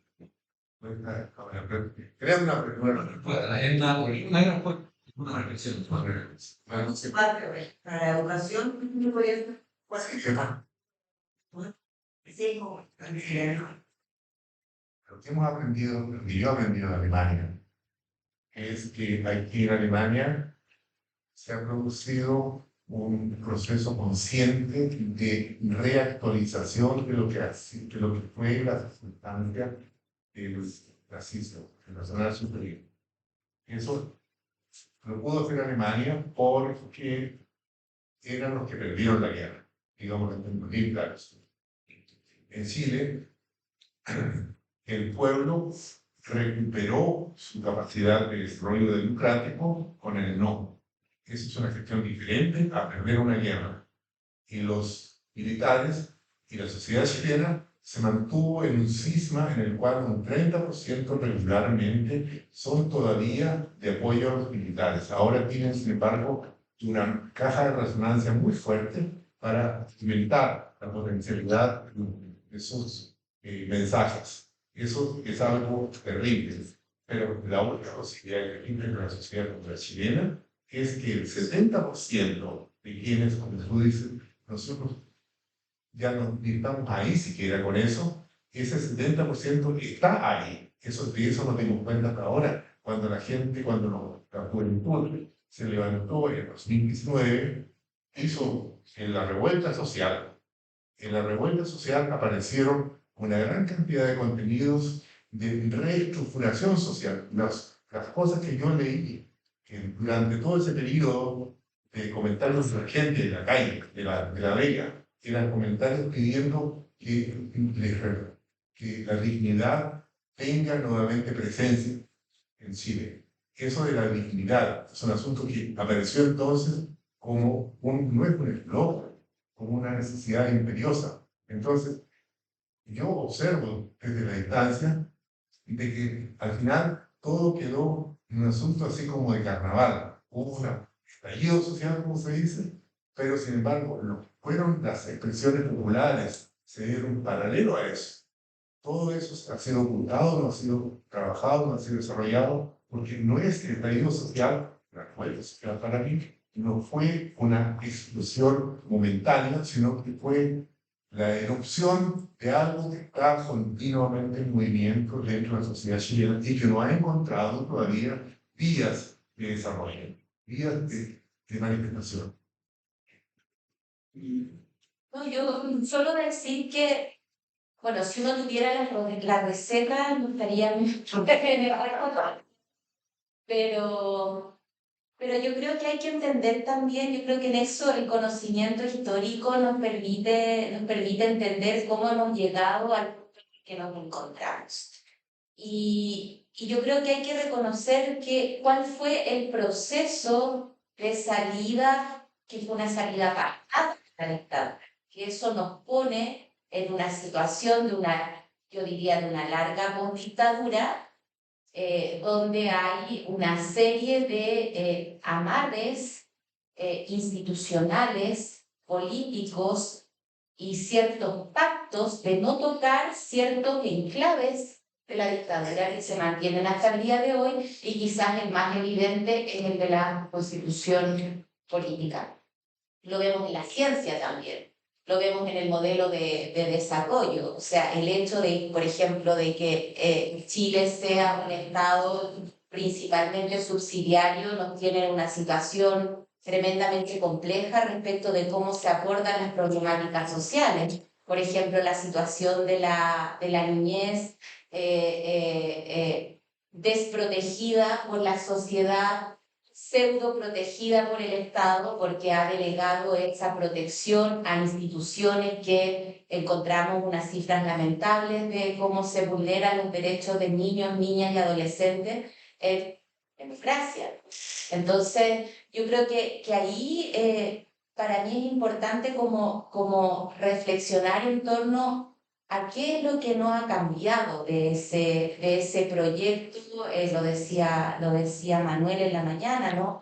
De ese proyecto político que instaló la dictadura, ese modelo económico con culturales que eso tiene, porque a mí a veces me resulta muy violento cuando hay una generación mayor que dice, bueno, pero ustedes no vivieron la dictadura, o qué saben ustedes respecto de la dictadura. Perdón, pero nosotros vivimos las consecuencias de lo que la dictadura significa, impacta, no solo en términos macropolíticos o macroeconómicos, sino que también en el modo de relacionarnos en la vida cotidiana, de cómo, por ejemplo, vivir en un sistema de deuda permanente impacta en la vida de las personas, impacta en la salud mental de las personas. Había un eslogan muy, muy interesante en la revuelta o en el estallido, que no era depresión, era capitalismo, ¿no? Y interesantemente bajaron los índices de consultas psiquiátricas y psicológicas durante los meses de revuelta social, no solo porque el metro funcionaba más o menos, o la gente no podía llegar a sus consultas, sino porque efectivamente la gente había encontrado un nuevo sentido de asociatividad, de esta especie como de tarea, de misión que significaba ir cotidianamente o todos los viernes como una especie de ritualismo a la Plaza de la Dignidad. Y vemos que esas cuestiones son interesantes también respecto de, por ejemplo, los altos índices de depresión o de consumo de alcohol y de sustancias farmacológicas que hay en Chile, que es altísimo, ¿no? Y tiene que ver precisamente con cómo este modelo tan voraz que tenemos en Chile impacta en la vida y en la salud mental después. Bueno, yo tengo más, soy peruano. Y ahora en Latinoamérica estamos viendo este surgimiento de mucho populismo por todas partes, ¿no? Hay violaciones de derechos humanos, por supuesto, en Centroamérica, sobre todo. Toda la vorágine de Venezuela terminó originando que nuestros países, a mucha gente de extrema derecha, utilizar el discurso de esto es lo que va a pasar en nuestros países. Y a mí me preocupa mucho cuál es el presente de América Latina. Hay alguna reflexión, por ejemplo, Chile tuvo lo del estallido social en el 2019 y hoy en día tuvo los votos y los votos dan para que Chile ya no piense así en 4 años, ¿no? ¿Hay alguna reflexión sobre qué pasó, por qué pasó? Esto es muy reciente además. ¿Y qué se debe hacer para no caer en que la democracia no está delivery? ¿Cierto? Porque al menos en Perú el problema es mucho de inseguridad ciudadana.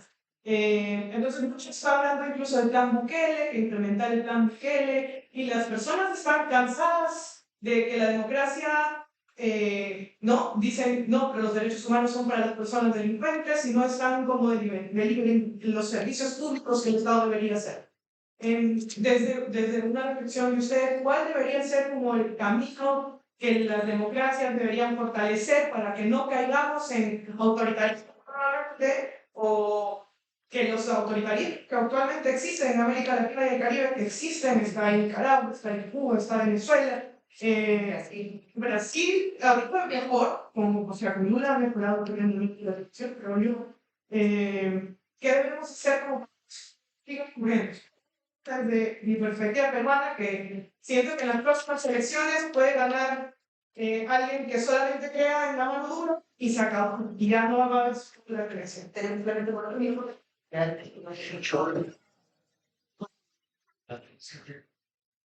Nuestra opción política no se puede dar a eso. Yo, disculpa, considero la pregunta tan básica, tan fundamental y de tanta profundidad que pido de tu aporte. Sí. Sí, yo tampoco podría responder, pero yo creo que eso nos plantea una gran tarea respecto de cómo muchas veces quienes hemos vivido o hemos crecido o hemos sido socializados dentro de un régimen democrático, lo damos por sentadas nuestras libertades. Y yo creo que estos autoritarismos, estas promesas como facilistas de dar solución al problema de la seguridad aplicando mano dura, y mucha gente se ve fascinada frente a esas promesas, no sabe realmente qué es lo que eso significaría efectivamente en tu vida cotidiana.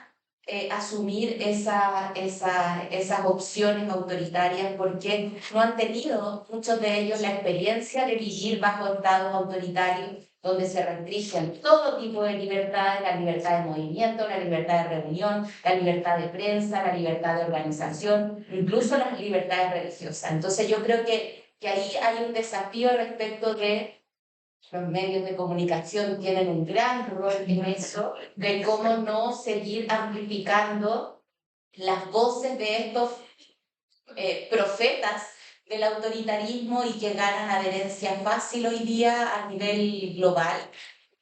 Yo creo que ahí hay un gran desafío también, una tarea para los medios de comunicación. ¿Cómo te llamas? Maura. Solamente una pequeña cosa, y como periodista llevo años y en realidad me pregunto. Porque para que se llegue a un autoritarismo, una expresión política del autoritarismo, como está pasando con prácticamente todos nuestros países que no en América Latina, en Europa también, tiene que haber un fallo muy grande, ¿no? De la política en general. Siempre le pido humedad bueno, a los políticos. Y sabes que muchos de ellos, la mayoría que son responsables, por lo menos, terminan reconociendo que en verdad ese populismo, por ejemplo, en América, en Europa, quiero decir, es por el hundimiento de la socialdemocracia, la incapacidad de la socialdemocracia de responder a cuestiones tan básicas como es, por ejemplo, la seguridad ciudadana. Porque es verdad, hay derechos humanos transversales. Los derechos humanos del criminal no pueden valer más que la persona, la calle que tiene que ir a su trabajo, a su simplemente, o a su madre que tiene que ir a buscar a los niños en el colegio. Entonces, desde mi experiencia como periodista política, entrevistando políticos, realmente yo creo que la clase y uno no se cuenta, pero no solamente darse cuenta, sino que se están dando cuenta. El problema es que hay corrientes políticas, algunos partidos políticos que están un poco mejor organizados, están tratando de dar respuesta a eso y tienen que apurarse, porque de lo contrario lo que yo veo es que vamos a tener que tragar el trago amargo otra vez. Y quizás después de ese trago amargo, ojalá que, pero ojalá y después de eso nos vamos a dar cuenta que en realidad eso que dice Evelyn, eso que teníamos nos hacía felices, pero nosotros no lo sabíamos en el momento en que lo decidimos con un voto perdido. Porque hemos aprendido también que un partido democráticamente electo no significa que sea un partido democrático. Y eso es lo que se nos dice, que un país que está mal puede estar peor. Eso no más bien. Por esto tengo que cerrar. Agradecemos la participación de nuestro distinguido panelista.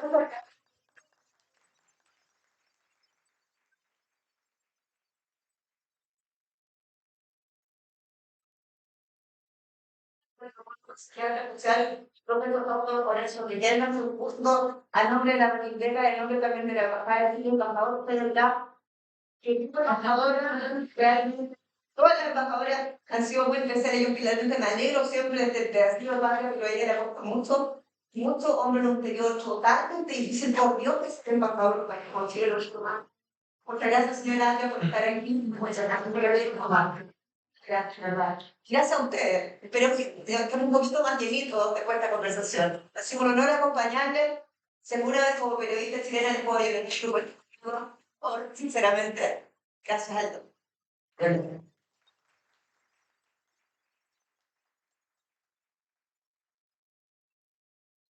Muchas gracias a Jenny y a sus invitados. Tenemos un pequeño regalito. En este caso, para el invitado. Un regalito. Claro. Yo creo que hasta el momento hemos hablado bastante sobre, o ha quedado bastante claro el rol que tenemos cada uno de nosotros, tanto aquellos que viven en Chile como aquellos que estamos en el extranjero, en el bienestar social. Yo creo que el bienestar social, el bien social, ha sido un tema que lo hemos reiterado, tocado desde el punto de vista de nuestra experiencia, como aquellos, lo hablo en lo personal, que vivimos en el extranjero, pero que tenemos un país. En nuestro país, como aquellos que aún siguen viviendo en nuestro país y que nos observan desde allá a cuáles son los pasos que nosotros estamos dando. Yo creo que no hay que olvidarse que si bien ahora somos tal vez 20, pero nuestra capacidad de difusión y nuestra capacidad de comunicación, de lo que estamos hablando ahora, incluyendo la capacidad de difusión, tanto en las redes sociales como con la familia, como con los amigos, o sea, mientras más pasivos nos quedemos, más fácil existe la posibilidad de que los gobiernos autoritarios repitan su acción. Eso yo creo que es una de las informaciones que estamos, digamos, discutiendo, no solamente con ustedes dos, sino en general, que es reiterado, es cuál es la responsabilidad que nosotros tenemos en este tipo de situaciones. Y a nivel político, obviamente, es aún más, porque significa que ellos ya, ustedes, ya había hablado de la embajadora, ustedes ya tienen poder de comunicación mucho mayor que el nuestro. Y en ese sentido, la idea sería, y es lo que estamos haciendo ahora, aunar esas fuerzas, obviamente, para lograr tener un mejor desarrollo de nuestro país, tanto desde el punto de vista de la diáspora que está acá en alemán específicamente, no puedo hablar en nombre de todos, como de aquellos chilenos que siguen viviendo en Chile y que siguen vivenciando, digamos, los cambios sociales que se están desarrollando a partir, obviamente, de la época del golpe de Estado. Con esto le doy la palabra a José. Agradezco nuevamente la participación. Le doy finalmente la palabra a José, quien terminará y finalizará este evento. El doctor José Manuel Brito, entre otras cosas, es un investigador que se dedica a está entre el mundo académico y el mundo tecnológico, es físico, como dije, se especializa en tecnología cuántica. Realmente es un honor, porque además uno de los organizadores del evento, que él dé las palabras de despedida antes de entrar, digamos, a la parte más bien social.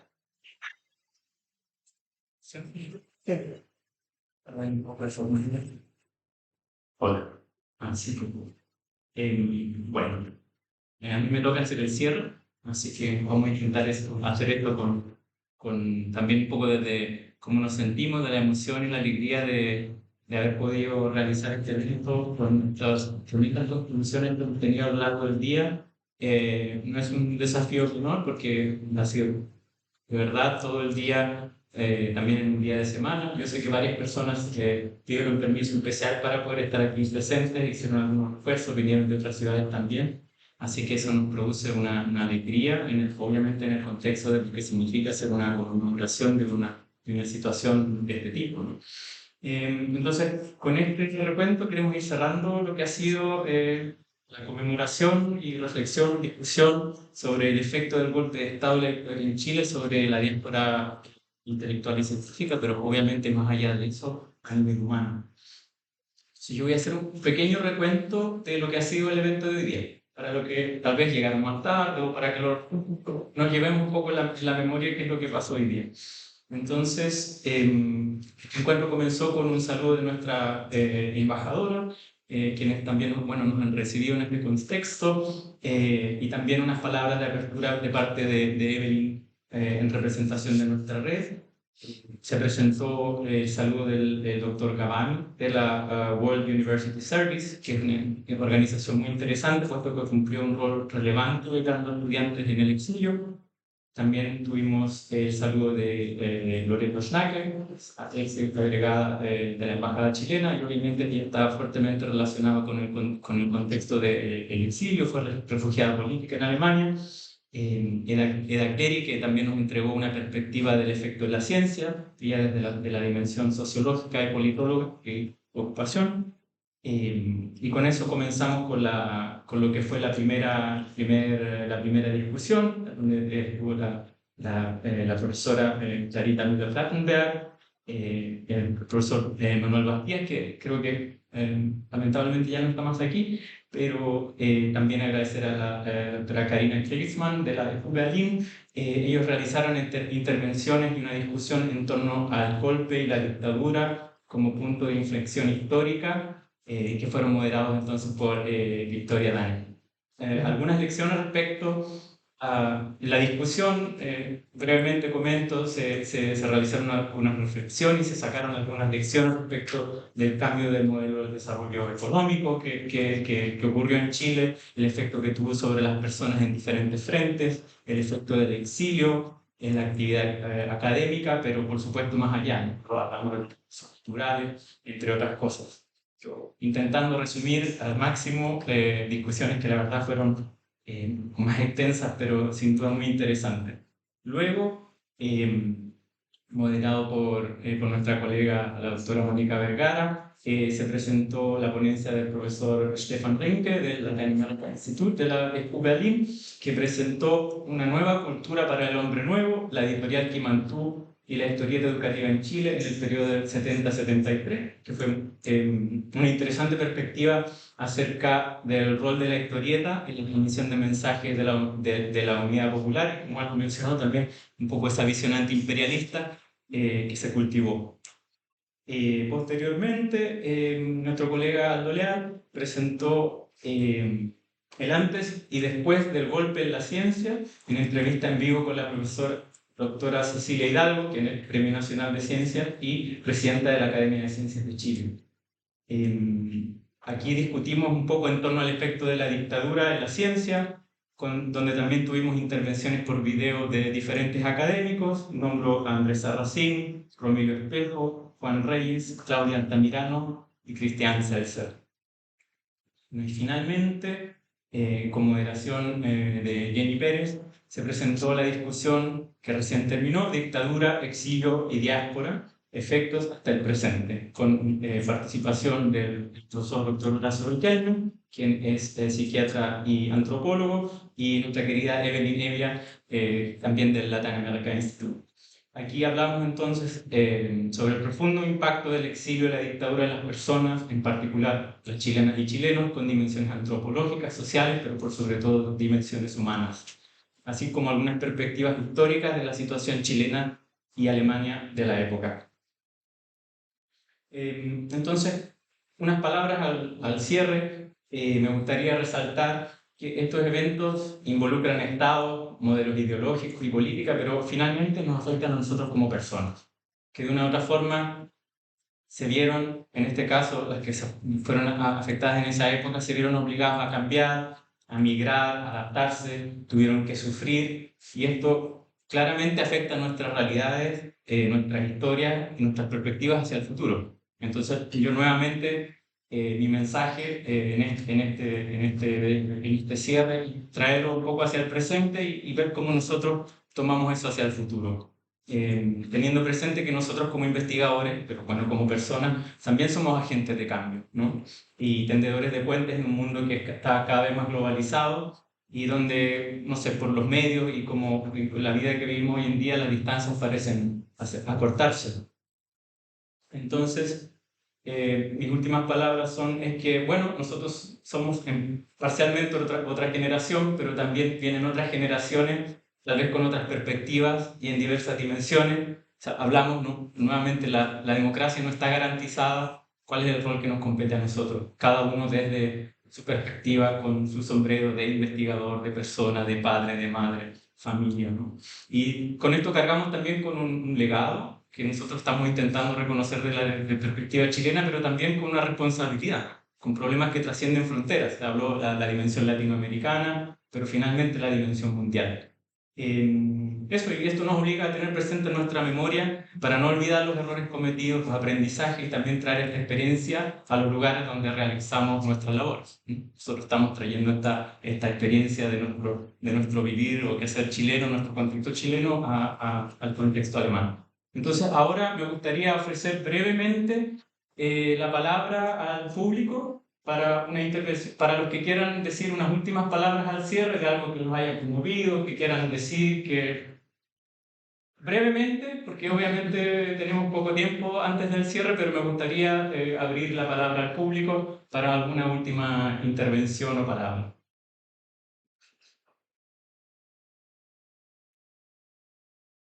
¿Sí? ¿No?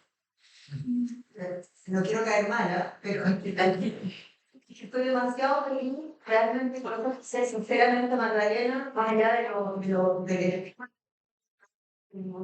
qué importantes son estos espacios, qué importante, gracias Evelyn, gracias. Imperdonar, mira, ¿ah? Y un poco para mí que me sabía, estábamos hablando sobre gracias, claro. Y me conmociona como periodista, como crítica, son los alemanes que tienen un profundo amor por nuestro país. Y una de esas es mi amigo científico, además experto en Chile, estudia colonialidad, lleva años con esa bandera. Yo no sé si es la tribuna, no sé, pero tengo que decírtelo, gracias. Y a ustedes, gracias por personas que están aquí y también anónimamente hacen tantas cosas por este tipo de espacio. Y la respeto, me parece mal. Me gustaría, ojalá, que se hiciera una tradición de esto. Y quiero felicitarlos, simplemente felicitarlos porque tradición me parece que ese es el camino de la construcción del que hablábamos más temprano, de avanzar en construir nuestro país como lo queremos, pese a nuestras diferencias. Eso. Me permiten las palabras de Jenny, efectivamente los quiero felicitar a todos ustedes porque la iniciativa de esta red, el impulso que tienen, la fuerza que tienen, la cantidad de gente que sabe tantas cosas, el que sean capaces ustedes de llevarlos adelante y de poderlos difundir es algo que es bien admirable. Y durante tantos años es realmente muy admirable. Así que, y también les quiero agradecer por este espacio de discusión que yo creo que es muy relevante por todas las razones que se conversaron hoy día. Y es un espacio en que, claro, más hoy, en el contexto de la conmemoración de los 50 años del golpe militar, reivindicamos desde la memoria. Y desde la memoria porque es importante estar muy consciente que lo que no ocupa la memoria, el espacio vacío que deja la memoria no ejercida, digamos, no difundida, no cuidada, lo puede llenar cualquier cosa. Yo creo que eso es parte de lo que nos está pasando en el mundo. Lo llenan los populismos, lo llenan las cosas baratas, las fake news, etc. Una de las cosas que podemos hacer como personas conscientes y comprometidas con este tipo de temas es efectivamente el ejercicio conveniente de la memoria, no solo como homenaje o como respeto a las víctimas, a las personas que hacen tal cosa, sino que sobre todo como una manera de proteger y de poder tener un legado que sea algo apreciable para las generaciones que vienen. Y creo que estos espacios como los que tiene, los que hace Beca, y no solamente aquí, sino que en general, van en esa línea. Así que se los agradezco mucho y bueno, yo les quiero decir, es también la casa de todos los chilenos, así que si ustedes quieren hacer más eventos, no solamente con ocasiones muy especiales, si quieren hacer talleres o qué, siempre estaremos disponibles y pueden disponer ustedes de nuestra casa de todos nosotros.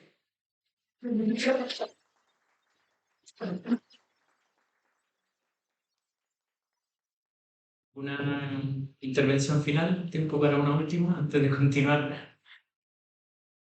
Bueno, bueno, por supuesto. Bueno, yo solo quisiera agradecer a todos y todas quienes hoy día han llegado hasta acá. Hay personas como Victoria Daneman que ha hecho un viaje y que ha sido su apuesta de destinar su tiempo y sus recursos, sus medios para llegar hasta aquí, porque esto lo hacemos sin ni un peso, hay que decirlo, y que se ha hecho posible este evento gracias a buenas voluntades. También quiero agradecer a Karina, a Clarita, a Urs. Para mí de verdad es un honor tener este espacio de distintas experiencias, de distintas generaciones, de haber dispuesto este día también para estar acá, así que muchas gracias. Quiero agradecer a Horacio, con quien iniciamos una amistad por carta. Yo le escribí una carta hace un par de años y tenemos hoy día al fin la ocasión de encontrarnos aquí y Horacio también ha venido desde Hamburgo junto a Catrín, así que muchas gracias también por hacer ese esfuerzo de viajar hasta acá. Y quisiera también agradecer a mis colegas de la red Inbeca. Yo creo que no siempre es fácil en un mundo científico instalar estos temas que a veces son temas que generan no solo en la sociedad, sino que también en la ciencia como una micro representación de la sociedad, controversia, posiciones distintas, temores, aprensiones. Y yo quiero agradecer a Mónica, a Aldo, José Manuel, quiero agradecer a, se fue, Alejandro, a Elisa, quiero agradecer también a Camila que estaba acá, bueno, a mis colegas que no pudieron estar de la red Inbeca porque de verdad esto nadie lo puede hacer solo. Y por último quiero agradecer a Astrid también y al personal de la embajada y del consulado que ha hecho todo lo posible para que hoy podamos tener esta jornada. Así que nada, solo agradecimientos, creo que hoy día yo me voy con el corazoncito llenito y nos vamos también con hartas tareas como red de cómo seguir propiciando estos espacios, porque para mí es fantástico que vengo de esa rara frontera entre la psicología y la historia, un lugar disciplinar un poco extraño, fronterizo, pero encontrarme con colegas que vienen de las ciencias, comillas, duras, donde yo no tengo idea qué es lo que hacen, físicos, neurobiólogos, químicos, y que estén tan fuertemente comprometidos también con estos temas. Así que yo un aplauso para...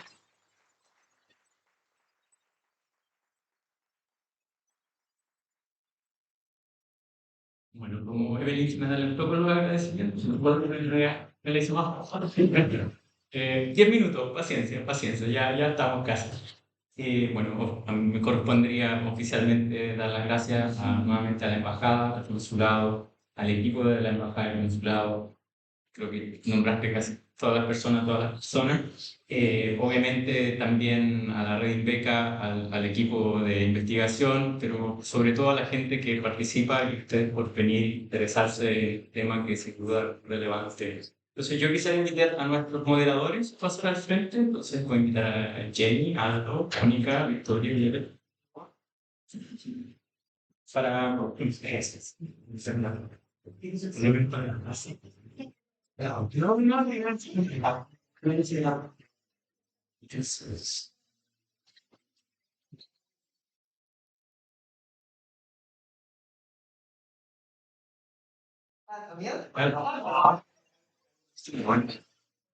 bueno, sí, agradecimiento en nombre de la... facilitado esto.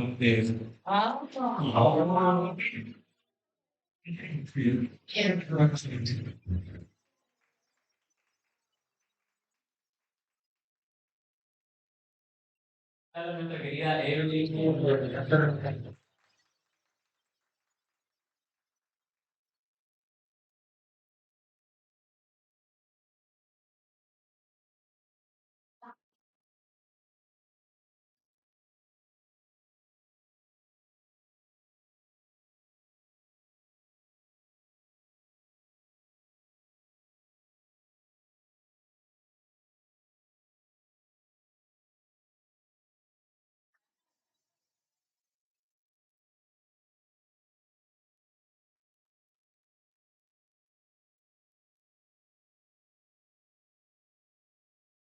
¿Por qué? ¿Por qué?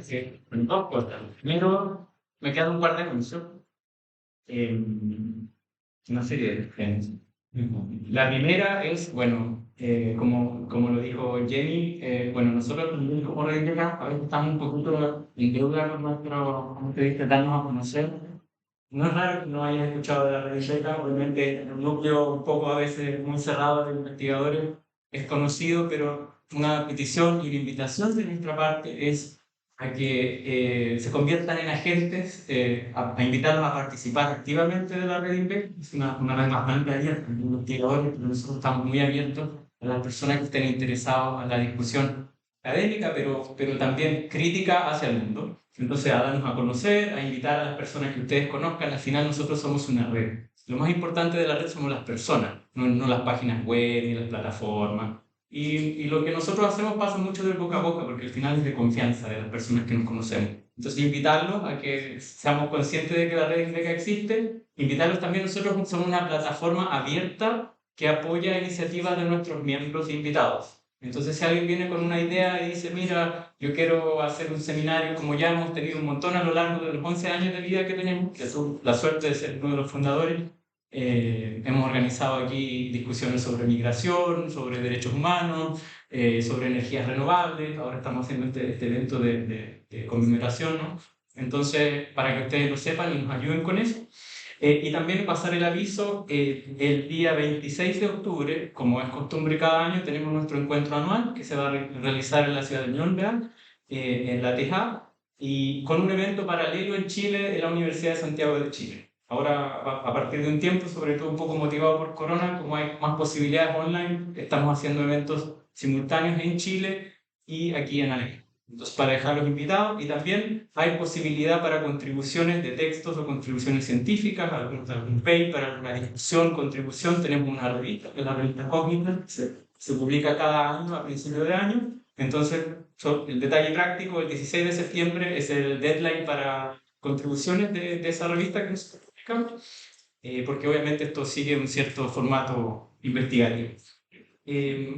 Anuncio antes de las palabras finales es, bueno, obviamente después tenemos un vino de honor, que es una situación un poco breve, pero nosotros realizamos una reservación en Eatinga, que está aquí a la vuelta, para ir a tomar la cerveza. Eso lamentablemente no va a costar nuestra, pero están todos invitados a unirse. Después, a una cosa un poco más distendida, a partir de las 18 horas vamos a estar aquí en la Eatinga, en la Jägerstraße. Para que sepan, después de que esto aquí en la embajada se termine. Y bueno, para cerrar, como se dice, para que un poco en la nota alta, ya un poco con otra actitud tal vez, quiero leer un extracto escrito por un escritor chileno, muy del mundo en realidad, que se llama Roberto Bolaño.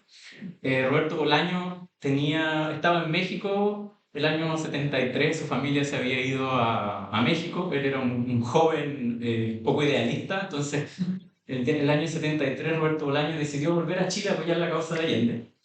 No le fue tan bien porque al par de meses fue el golpe y lo detuvieron. Tuvo la suerte que lo dejaron ir porque uno de los que estaba a cargo de su custodia había sido compañero de él en el liceo.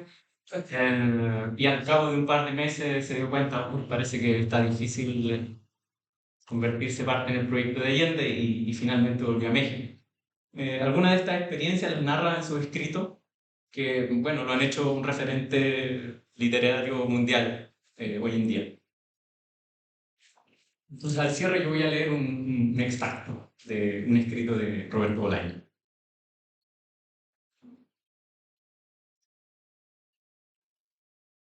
El imbécil de la familia. Todo empezó hace muchos años, el 11 de septiembre de 1973 a las 7 de la mañana, en la biblioteca de la Casa de Campo de Antonio Narváez, ginecólogo de reconocido prestigio y en los ratos libres mecenas de las bellas artes. Ante mis ojos, enrojecidos por el sueño, unas 20 personas se desparramaban por los sofás y las alfombras. Todos habían bebido y discutido hasta la saciedad aquella noche. Todos habían reído y habían hecho proyectos y habían bailado hasta la saciedad aquella noche interminable. Menos yo. Entonces, a las 7 o a las 8 de la mañana, a pedido del anfitrión y de su mujer, me subí a una silla y empecé a recitar un poema para levantar los ánimos y hacer tiempo mientras se calentaba el café. Un café de calidad excepcional que Antonio Narváez conseguía en el mercado negro y que para regular el cuerpo servía con chorros de pisco o whisky. Acto previo al de descorrer las cortinas y dejar entrar los primeros rayos del sol que ya despuntaban sobre la cordillera de los Andes. Bueno, me subí a la silla y los dueños de casa me pidieron un minuto de silencio. Era mi especialidad. El motivo por el que me invitaban a las fiestas. Ante un auditorio compuesto de caras conocidas que trabajaban o estudiaban en la Universidad de Concepción, rostros encontrados en funciones de cine o de teatro, o vistos en anteriores reuniones campestres en aquel mismo lugar, en los malones literarios que gustaba organizar el doctor Narváez, recité de memoria uno de los mejores poemas de Nicanor Parra. Mi voz temblaba, mis manos al gesticular temblaban, pero todavía sigo creyendo que era un buen poema, aunque entonces fue recibido con beneplácito de unos y con manifiesta desaprobación de otros. Recuerdo que al subirme a la silla me di cuenta que aquella noche yo también había bebido como un cosaco. La silla era de madera de araucaria y desde ahí arriba el suelo, los arabescos de la alfombra parecían infinitamente lejanos. Iría por el 15º verso cuando una muchacha y 2 muchachos aparecieron por la puerta de la cocina y dieron la noticia. La radio informaba que en Santiago se estaba perpetrando un golpe militar.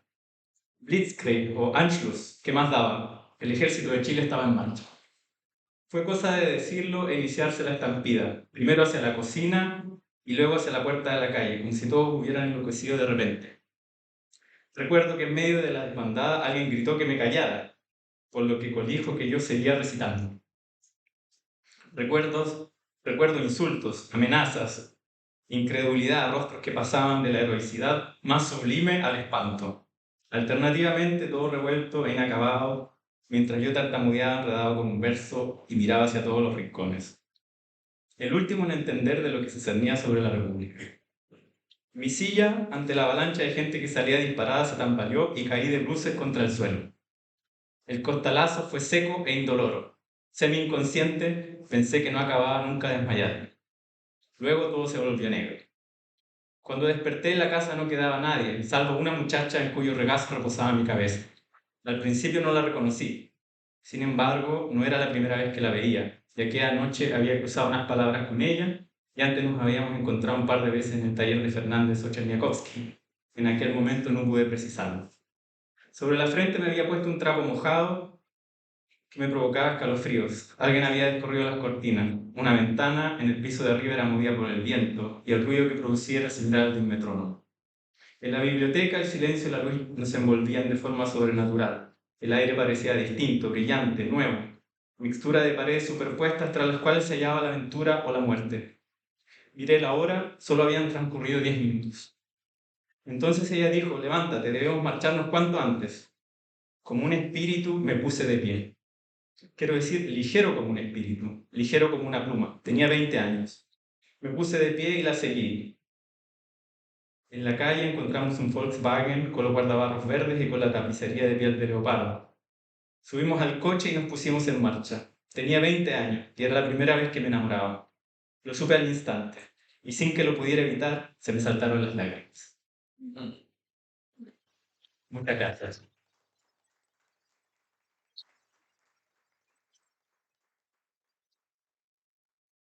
Y ahora con precisión alemana, más bien suiza, no lo sé, estamos justo a tiempo para el término de nuestra actividad. Hay un vino afuera.